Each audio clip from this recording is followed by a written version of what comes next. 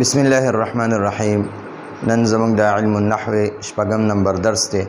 مونږ به انشاءالله نن مرکب وایو. څنګه چې تاسو ته پته ده مونږه لفظ ویلو، بیا مې درته ویلو د لفظ دوه قسمونه دي. یو ته لفظ موضوع وی، یو ته لفظ محمل وی. لفظ موضوع معنی والا لفظ ته وی، لفظ محمل بغیر معنی والا لفظ ته وی. بیا دا لفظ موضوع تی واغسته، لفظ محمل هم پرېښودو. د دې لفظ موضوع ته بیا د دې لفظ موضوع بیا دوه قسمونه دي، یو ته مفرد وی، یو ته مرکب وی. هغه مرکب هم په قضیه پرېښودو، هغه مفرد هم واغستو. بیا مفرد ته کلمه هم وی. نو د کلمې بیا درې قسمونه دي، اسم، فعل او حرف. ښه په ترتیب باندې اول اسم وی، بیا فعل وی، بیا حرف وی. اوس په مونږه د لفظ موضوع چې کوم دوه قسمونه دي، یو مفرد او یو مرکب کنه، نو هغه مفرد خبرې ختم شوي. اوس په مونږ مرکب اخلو. نو مرکب څه ته وایي؟ مرکب یو داسې لفظ دی، مرکب یو داسې لفظ دی چې د دوو یا د زیاتو لفظونو د ملاوېدو نه جوړ شوی دی. دوه یا زیات لفظونه ملاو کړه نو د هغې نه چې کومه جمله جوړه شوه. مثلا ګورئ دا عبد نه دی، عبد دا ځان له یو لفظ دی، عبد ټیک شوه، او الله بل لفظ دی. دا عبد یو لفظ شو، الله بل لفظ شو. نو دا دوانم را ملو کړو نو د دنم یو مرکب جوړ کو، نو دې ته اوس مرکب وای. ٹھیک شو، دا د دوو لفظونو نه جوړ شوی دی. یا ګورئ جی زیدن دا یو لفظ شو، اور قائم دا را سره بل لفظ شو. ٹھیک شو، نو ګورئ دا دوه لفظونه را ملو شو، د دې نه یو مرکب جوړ شو. ٹھیک شو، یا دغه شانتې ګورئ ذهب زیدن، نو ګورئ یو دا لفظ جوړ شو، دا دواړه لفظونه یو بل سم را ملاو کړل، دوی نه مرکب جوړ شو، مرکب تی جوړ شو. ټیک شو جی. اوس دا بیا د مرکب دوه قسمونه دي. مرکب د یو لفظ نه چې زیات شي کنه، دوه یا زیات لفظونه شي، نو هغې ته مرکب وایي. او دا فعل چې دی کنه، د فعل هره یوه صیغه ځان له یو مرکب دی. د فعل هره یوه صیغه، دا د فعل ماضي اوله صیغه ځان له یو مرکب دی، ځکه چې لفظ یو دی او معنی زیاته ده، نو دغې ته مرکب وایي. ټیک شوه. اوس بیا د مرکب دوه قسمونه دي، یو ته مرکب مفید وایي، یو ته مرکب غیر مفید وایي. مرکب مفید یعنی فائدې والا مرکب، مرکب غیر مفید یعنی بے فائدې مرکب. دا آسان تعریف مې درته وکړو. اوس ګورئ جی مرکب مفید څه ته وایي؟ کله چې په یو جمله کې خبره پوره شي کنه، نو هغې ته مرکب مفید وایي. فایده ترې حاصله شوه، لکه زه وایم زید لاړو، نو دې کې خبره پوره شوه. او دا مرکب غیر مفید څه ته وایي؟ چې دې کې خبره پوره نه وي، خبره پکې نیمګړې. مرکب مفید کې خبره پوره وي او په مرکب غیر مفید کې خبره نیمګړې. زه وایم د الله بنده، نو اوس مې دا نه دي ویلي چې د الله بنده لاړو، که د الله بنده کېناستو، که د الله بنده اوده شو، که د الله بنده خوراک وکړو، دا خبره مې نه ده کړې. صرف مې ووي د الله بنده، یا مې ووي د الله رسول، یا مې ووي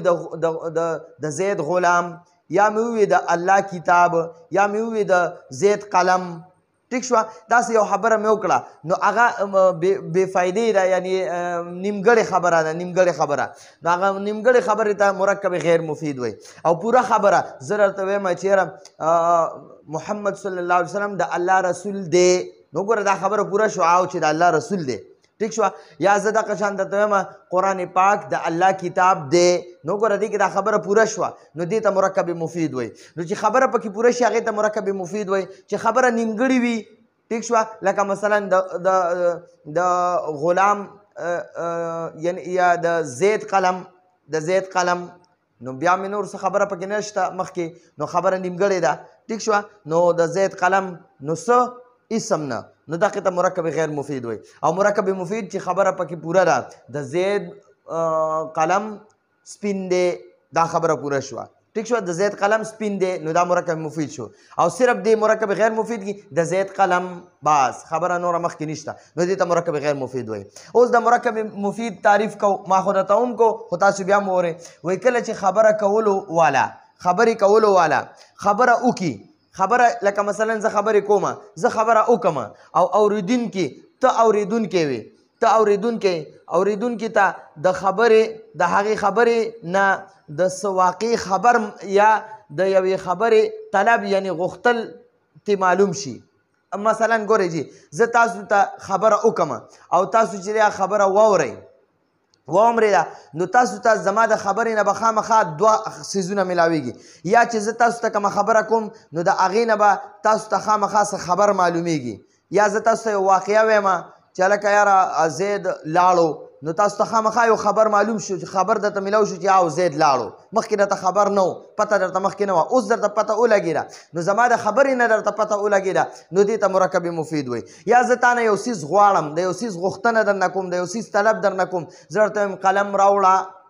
نو تا نه ما قلم وغوښتو نو دې ته مرکب مفید وایي یا زه تا ته مې اوبه راوړه نو د اوبو طلب مې درنه وکړو یا درته وایم کتاب راوړه د کتاب طلب مې درنه وکړو نو دې ته مرکب مفید وایي چې د یوې خبرې معلومات درته حاصل شي یا د یو خبرې طلب پکې غوښتل پکې معلوم شي دې ته مرکب مفید وایي نو دی لږ دا تعریف لږ مشکل کړی دی ما درته آسان وي چې کومه کې خبره پوره وي هغې ته مرکب مفید وایي چې خبره نیمګړې وي هغې ته مرکب غیر مفید وایي ښه جي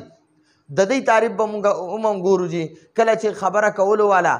لکه مثلا زه خبره کولو والا یم خبره وکړي زه درته یو خبره وکړم یو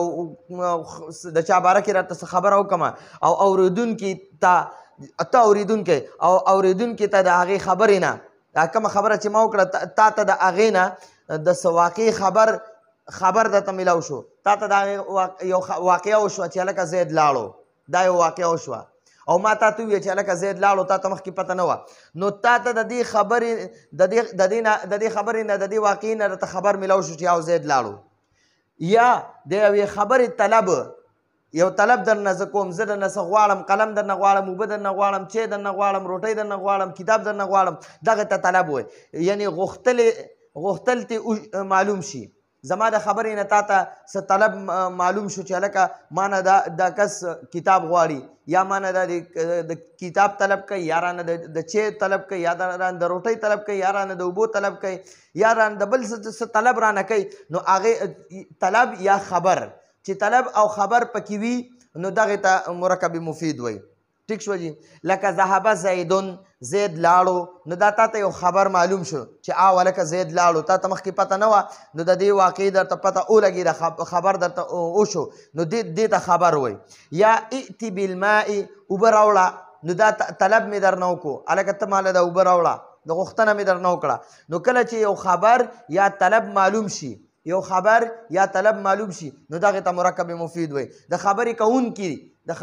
کوونکي د خبرونه یو خبر یا طلب معلوم شي د خبرې کوونکي د خبرونه یو خبر یا طلب معلوم شي نو دغې ته مرکب مفید وایي په دې مثالونو کې د اول مثال نه یعنی د ذهبه زیدون نه د اول مثال نه دا معلومه شوه چې زید لاړو دا یو مثال دی یعنی د زید د تلو خبر معلوم شو د زید د تلو خبر درته معلوم شو او په دویم مثال کې د خبرې کوونکي یعنی زه خبرې کوونکی یم او د خبرې کوونکی اوبه غواړي په دویم مثال کې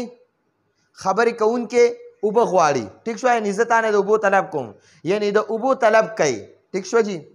نو دې ته مرکب مفید وایي بیا مرکب مفید ته جمله هم وایي او کلام هم ورته وایي د دې مرکب مفید یو مرکب مفید نومې دی یوې جمله نوم دی یوې کلام نوم دی نو څوک ورته جمله وایي څوک ورته کلام وایي ټیک شو دا ټول قرآن چې دی دا کلام دی دا ټول قرآن ته مونږ جمله هم وایو دې ټول قرآن ته مونږ مرکب مفید هم وایو دې ټول قرآن ته مونږ مرکب هم وایو ټیک شو مرکب دی ټول قرآن بیا د دې مرکب مفید دوه نمونه دي مرکب مفید ته جمله هم وایي او کلام هم ورته وایي د مرکب مفید ته جمله هم وایي کلام هم ورته وایي مرکب مفید ته جمله هم وایي کلام هم ورته وایي بیا د جملې دوه قسمونه دي یو ته جمله خبریه وایي او یو ته جمله انشائیه وایي او که ته ووایې چې د کلام دوه قسمونه دي یو ته جمله خبریه وایي یو ته جمله انشائیه وایي بالکل ټیک ده جی نو که ته وایې چې د جملې دوه قسمونه دي جمله خبریه او جمله انشائیه او که وایې چې یاره د کلام دوه قسمونه دي جمله خبریه او جمله انشائیه نو دواړه خبرې یو شانتې دي نو دا زمونږ نن د مرکب باره کې آسان غونته کې خبره وه چې یاره مرکب مفید یو داسې لفظ دی چې د دوو یا د زیاتو لفظونو د میلاوېدو نه جوړ شي ټیک شو نو دا بیا درته بیا دلته میلاو کړ مثالونه به درته ولیکه بیا د مرکب چې دوه قسمونه دي یو ته مرکب مفید وي یو ته مرکب غیر مفید وي د مرکب مفید آسان تعریف ده ځکه مرکب مفید هغې ته وایي چې خبره پکې پوره وي مرکب غیر مفید هغې ته وایي چې خبره پکې نیمګړې وي ټیک شوه بیا د مرکب مفید تعریف د کتاب مطابق کله چې خبره کولو والا خبره وکړي او اوریدونکي ته د هغې خبرې نه د واقعي خبر یا د یوې خبرې طلب یعنی غوښتل ته معلوم شي لکه ذهب زیدون زید لاړو نو دا ما درته وي زید لاړو نو زما د خبرو نه تا ته د دې زید د تلو خبر معلوم شو یا ائت بالماء زه د طلب کومه غواړم درنه چې اوبه راله راوړه نو تا ته معلومه شوه چې هلکه دا رانه طلب کوي د اوبو نو په دې مثالونو کې د اول مثال نه دا معلومه شوه چې زید لاړو او د زید د تلو خبر معلوم شو او په دویم مثال کې خبرې کوونکې اوبه غواړي یعنی د اوبو طلب کوي نو دې ته مرکب مفید وایي ټیک شو جي دې ته مرکب مفید وایي او د مرکب مفید دوه نومونه دي یو ته جمله هم ورته وایي ګورئ جي مرکب مفید هم ورته وایي جمله هم ورته وایي کلام هم ورته وایي ٹھیک شو جی مرکب مفید دا درې نمونه یاد کړئ مرکب مفید هم ورته وایي جمله هم ورته وایي کلام هم ورته وایي مرکب مفید جمله کلام ٹھیک شو بیا دا د ما درته بیل کړي دي یعنی مرکب مفید ته جمله هم وایي کلام هم وایي بیا د جملې دوه قسمونه دي جمله خبریه یا جمله انشائیه او که ته ووایې چې د کلام دوه قسمونه دي جمله خبریه او جمله انشائیه نو بالکل ټیک ده جی نو دا زمونږ د نن د مرکب درس راتلونکي درس پورې اجازت غواړو هذا هو المرام والله اعلم بحقيقة الكلام